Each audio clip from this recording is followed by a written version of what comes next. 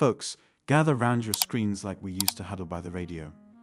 Today, we're stepping back into the life of Elvis Presley, the king of rock and roll. But this isn't just hits and headlines. Did you know he carried his own silverware everywhere, haunted by germs from his dirt-poor childhood? Or that he had a stillborn twin brother who shadowed him forever? The betrayals, the addictions, the phoenix-like rises. This emotional ride will have you laughing through tears and remembering why Elvis felt like one of us. If you grew up in the USA, UK, or Canada swaying to Hound Dog, or melting to Always on My Mind, stay with me. It begins January 8, 1935, in a tiny two-room shop and shack in Tupelo, Mississippi. The Great Depression gripped everything: breadlines, dust bowls, families surviving on grit and prayer. Gladys loved Presley, heart as wide as the river, labored at home. Vernon, a struggling cotton picker, paced outside. At 4:00 a.m., Jessica Aaron Presley arrived stillborn.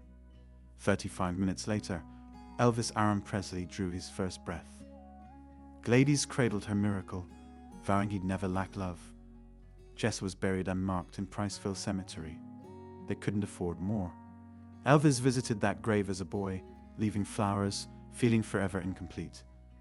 That loss fueled his lifelong spirituality and gospel passion, earning him 3 Grammys years later. Poverty defined those years. Vernon chased odd jobs. They ate beans and cornbread. Gladys sewing clothes from flour sacks.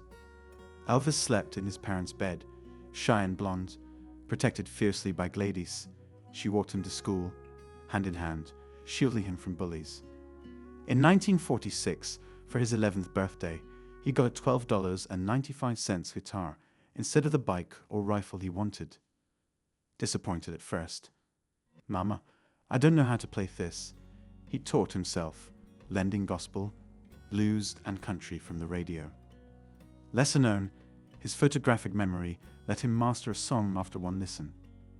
In 1948, the family loaded their beat-up 37 Plymouth and moved to Memphis for better chances.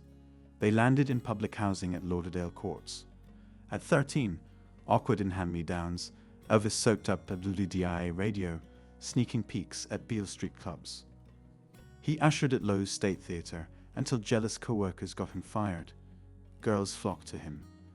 He dyed his sandy blonde hair jet black with shoe polish, idolizing Tony Curtis. That pompadour became iconic.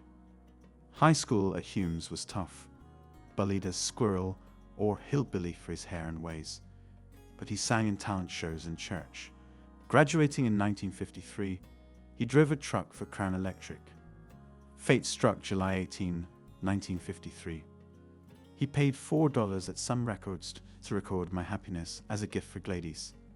Secretary's note: good ballad singer. Hold. A year later, Sam Phillips called him back. After a shaky audition, paired with Scotty Moore and Bill Black, magic happened. That's All Right, released July 19, 1954. On stage at Overton Park Shell, nerves made his legs shake. The hip swivel was born. The crowd erupted. Fame exploded. RTA bought his contract for $35,000 in 1955. Heartbreak Hotel topped charts in 1956. Controversy over those hips led to waist-up TV shots. Ed Sullivan paid $50,000 for 3 appearances, calling him a real decent boy. Hollywood beckoned. Love Me Tender launched 31 films. Elvis craved serious drama, studying Brando, but Colonel Tom Parker, an illegal Dutch immigrant named Andreas van Kuik, pushed easy musicals and took control. Parker feared leaving the US, so Elvis never toured abroad except 3 Canadian dates. Heartbreaking missed chances. Drafted March 24, 1958, Elvis served honorably in Germany. No special treatment, driving tanks. Tragedy hit hardest. Gladys died August 14, 1958, of heart failure. She was all we lived for, he wept, calling her his best girl. The loss scarred him deeply. In Germany, he met 14-year-old Priscilla.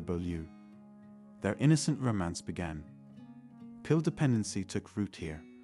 Army doctors prescribed uppers for alertness and downers for sleep. What started medically became a lifelong crutch. Discharged March 1960, he roared back with, "It's now or never." Graceland, bought 1957 for $102,500, became his 13.8-acre sanctuary, a triumph over poverty, yet filled with loneliness. He collected antique guns, comics, medieval armor to fill the void. The mid-1960s brought frustration, churning out 27 films, lightweight scripts like Harum Skarum, 1965, and Clambake, 1967, left him craving respect. Amid the grind, a spiritual quest deepened. In March 1965, driving through the Arizona desert, he hallucinated clouds forming Stalin's face, then Jesus.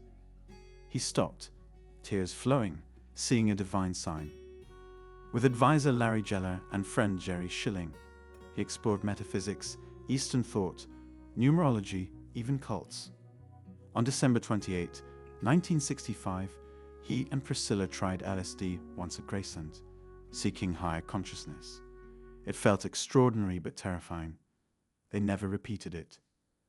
The fairy tale peaked May 1, 1967. Intimate Las Vegas wedding at the Aladdin Hotel. Lisa Marie arrived February 1, 1968. Elvis called her his little princess. Joy overflowed. But cracks widened. Affairs strained the marriage.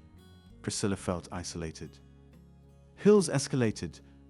Dr. George Nick Nichopoulos prescribed barbiturates and opioids for pain, sleep, energy. The December 1968 NBC comeback special reignited everything. Black leather suit, raw energy with old bandmates, belting classics. If I Can Dream closed with vulnerable power, a hopeful cry amid turbulent times.